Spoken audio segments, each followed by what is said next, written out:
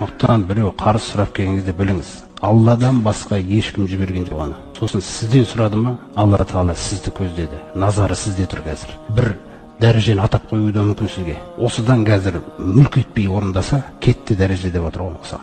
Біз дәрежелерден өзіміз отказ жасап отқан адамдармыз, құрметті бауырлар. Қай жерде сараңдық істеп қалдық, біз отказ жасадық жаңағы аталып тұрған дәрежеден, сауаптан. Мысалы, мынандай хадисінде айтады пайғамбар саллаллаху дахала раджулун аль-жанна. Қияметтегі бір көріністі айтып отыр. Жәннатқа кіргендердің жағдайларынан біреуінен бір ер адам жәннатқа кірді дейді. Фара'a ala babiha maktuban. Сөйтіп жаңағы кіріп баратқан есігінің төбесінен жазуды көрді дейді. Сондағы жазуда ас-садақату би ашри амсалиха депті. Әр садақаға 10 еселеніп беріледі.